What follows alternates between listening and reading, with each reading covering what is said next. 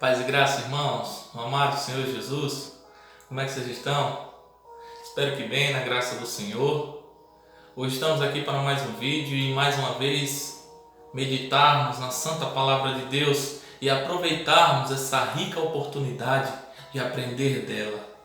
O texto de hoje se encontra em Efésios, capítulo 5, carta de Paulo aos Efésios, capítulo 5, versículo 1 e versículo 2, que diz assim a palavra do Senhor: Sede, pois, imitadores de Deus, como filhos amados, e andai em amor, como também Cristo nos amou e se entregou a si mesmo por nós, como oferta e sacrifício a Deus, em aroma suave. Quando começamos a analisar esse texto, desde o início do capítulo 4, o apóstolo Paulo vem mostrando aos crentes de Éfeso como deve ser o modelo, o comportamento de todo cristão, devendo ser o seu viver de maneira digna da vocação a que foste chamados pelo Senhor, esforçando-se para viver uma vida de santidade e não serem levados por falsos ventos de doutrinas. Há uma necessidade, como filhos de Deus e amados pelo Pai, de termos uma conduta baseada em princípios e valores, diferenciados daqueles que são vividos pelo mundo. O apóstolo demonstra aqui essa preocupação porque é em nossa vida diária que evidenciamos as mudanças que Cristo fez em nós. E ele diz: não andem mais como andam os gentios em suas vaidades, insensíveis e impuros, pois não foi assim que aprendestes de Cristo. Tenham cuidado para que não saia da vossa boca nenhuma palavra torpe, e sim unicamente a que for boa para a edificação, conforme a necessidade, e assim transmita graça aos que ouvem. Com essa preocupação revelada aos irmãos, Paulo deixa claro que o único padrão moral a ser imitado é o próprio Deus. E então ele termina o capítulo 4 dizendo: antes sejam compassivos e perdoadores, agindo segundo a semelhança de Cristo. E aí ele inicia o capítulo 5 com esse texto que nós acabamos de ler, continuando a sua exortação àqueles irmãos, dizendo que os filhos amados devem imitar o seu pai. Eu gostaria de tirar 3 lições baseadas nisso para a nossa reflexão. A primeira delas é que devemos andar em amor. Isso não deve ser apenas um momento, e sim um modelo de vida, não estando condicionado a situações boas ou ruins que possamos enfrentar, ou a pessoas que até nos queiram bem, ou aquelas que nos desejem mal. Há uma necessidade de mostrar à sociedade que cristãos vivem não apenas de palavras, mas principalmente do comportamento, do testemunho, evidenciando com atitudes a transformação e o nascimento de uma nova criatura que fora gerada em Cristo. Ter esse modelo de vida não é uma decisão fácil, mas possível, se vivermos em Cristo e para Cristo, na certeza que todos aqueles que vivem dessa maneira estão seguindo nos passos de Jesus e agem de maneira digna do chamado que recebera. Agostinho dizia: somos filhos dos homens quando adoecemos, mas somos filhos de Deus quando fazemos o bem. E Tiago diz, no capítulo 4, versículo 17, aquele, pois, que sabe fazer o bem e não faz, comete pecado. A ninguém devais coisa alguma, a não ser o amor, porque aquele que ama cumpre a lei. Por isso, saiba de uma coisa: todas as vezes que você cumpre esse mandamento de andar em amor, você se assemelha ao seu Pai, ao seu Senhor. A segunda coisa que Paulo destaca aqui, que eu gostaria de compartilhar com você, é: amem como Cristo amou. Aqui temos uma maneira perfeita de amar. Não é de qualquer forma, mas sim a maneira que Cristo amou e nos deu o exemplo. A verdade é que vivemos em dias que as pessoas são precipitadas para tudo. E com respeito a sentimento, logo chamam de amor qualquer tipo de afinidade. Mas o amor a qual Jesus demonstra por nós é um amor incondicional, abnegado, pois não busca os seus próprios interesses. Independe de uma resposta positiva do homem.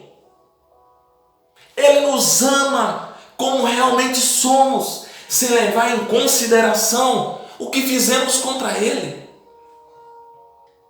E assim como em nossa condição de miséria no pecado, inimigos de Deus, fomos alcançados por esse amor sacrificial e justificador do nosso Senhor, Ele também nos chamou para expressar ao próximo um amor sem interesses, não levando em conta as ofensas que possamos sofrer.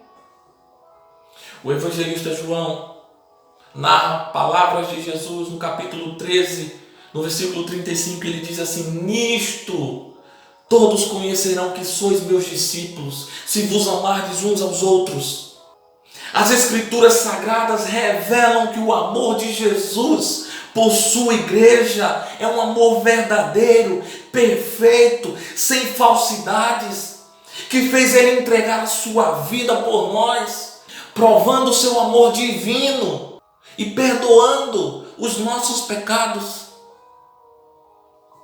Em Romanos 5, versículo 7, versículo 8, Paulo diz assim: porque dificilmente alguém morreria por um justo, pois poderá ser que por um homem justo, um homem bom, alguém ouse morrer.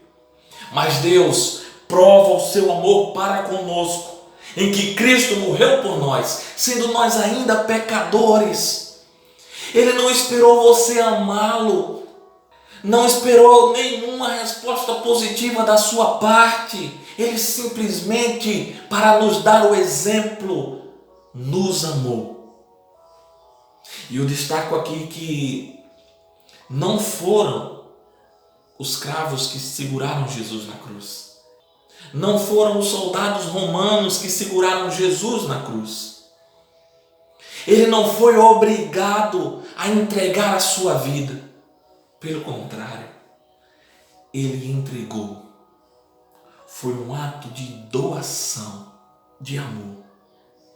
E ele diz isso em João 10, do 17 e 18, ele diz assim: por isso o Pai me ama, porque eu dou a minha vida para reassumi-la. Ninguém a toma de mim. Pelo contrário, eu espontaneamente a dou. Tenho autoridade para entregá-la e também para reavê-la. E este mandato recebi do meu Pai. O pastor W. Tozer faz um comentário muito interessante sobre isso. Ele diz assim: Jesus é o único que sabe o pior sobre você. E apesar disso, Ele é quem mais te ama. Não existe amor maior do que o de Jesus. Nunca se esqueça disso.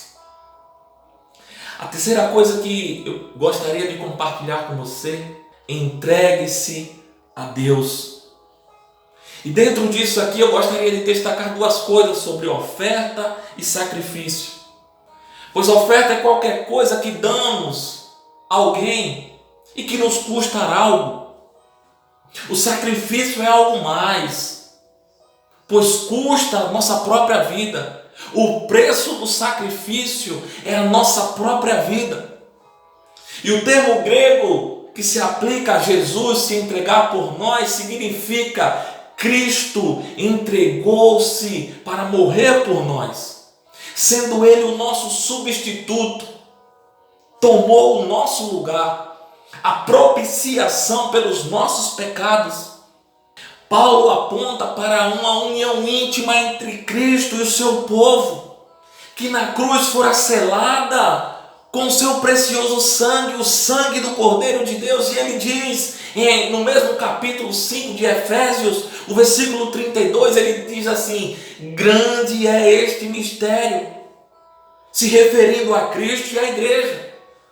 Já em Gálatas 2:20 ele diz: logo já não sou eu quem vive, mas Cristo vive em mim. E esse viver que agora tenho na carne, vivo pela fé no Filho de Deus, que me amou e a si mesmo se entregou por mim. Agora perceba que Paulo não está dizendo literalmente a morte do seu corpo, mas ele aponta para o efeito da morte de Cristo na cruz, que quebrou o domínio do pecado de uma vez por todas em nossas vidas. A ambição, o orgulho, a soberba, o domínio das paixões humanas, mundanas, as inclinações da velha criatura perderam seu poder determinante em nós. O sacrifício aqui ao qual o apóstolo se refere implica em morte do nosso eu, das nossas vontades, da nossa natureza que é escrava do pecado, da velha criatura que é rebelde ao seu Criador. Quando temos essa consciência, percebemos que o sacrifício proposto não é como desejamos, a maneira que queremos oferecer a Deus do nosso jeito, mas sim a maneira que já foi estabelecida pelo próprio Deus. Jesus, ao entregar-se ao Pai como sacrifício santo, único, agradável e perfeito, morrendo na cruz, paga o preço dos nossos pecados, ressuscita ao terceiro dia vitorioso.